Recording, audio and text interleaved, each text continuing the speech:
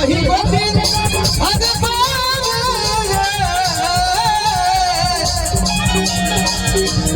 एक कहीं दिल शिव के भीतरिया वो दिल लागल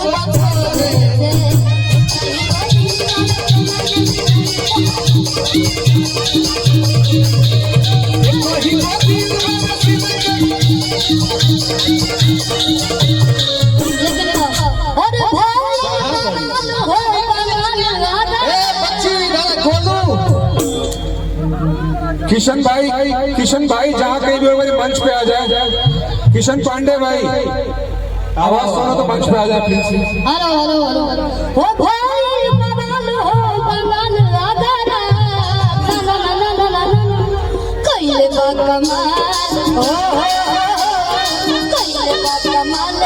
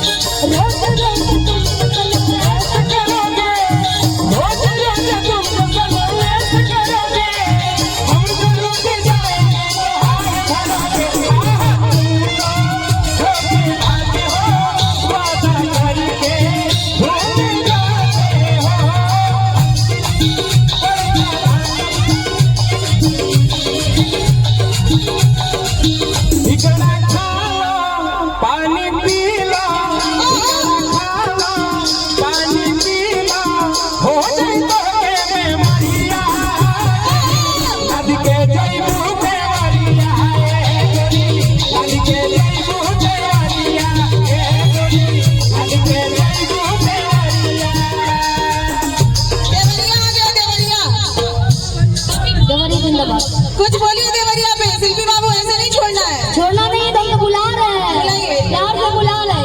ये हो सवरिया रोए घघरिया जिया देवरिया ए हो सवरिया रोए घघरिया जिया देवरिया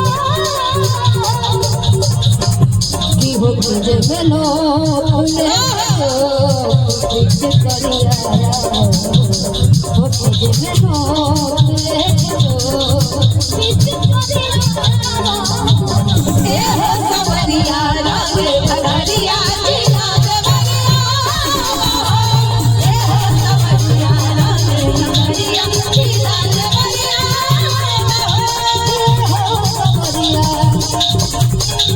भैया नदिया के शिल्पी बाबू नदिया के पीछे पीछे नहीं अड़ो की बगली से निकाल सैया जी उड़ावत रुमाल सैया जी कहाँ पर भैया डोले ओ कहाँ पर भैया डोले ओ आहा पीछे जैसे नैया डोले आई बरसैया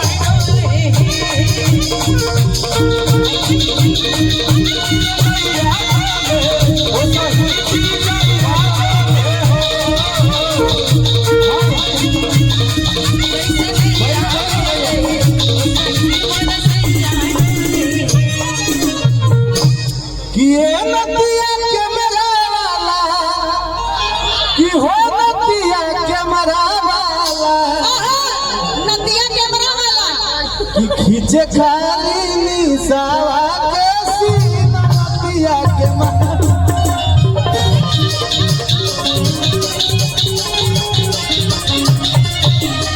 भैया एक सेकंड मैं मंच पे अखिलेश कश्यप भैया अगर मेरी आवाज सुन रहे हो मंच पे एक बार प्लीज आइए। शिल्पी राघवानी जी आप दोनों को मंच पे मैं आमंत्रित करूंगा, कृपया 2 मिनट के लिए मंच पे जरूर आए भैया। सॉरी आइए। आज खाली हमनी के एंजॉय कर ले। हाँ हाँ सेटिंग कर लो, सेटिंग कर लो, सेटिंग कर। हम बुझत नहीं की अरे जहाँ जैसन ना करे तो बड़ो पैसा। और हम चाहम कि शादी ब्याह के माहौल बाटे तो तनी गाड़ी हो जाओ। जैसन जैसन मारा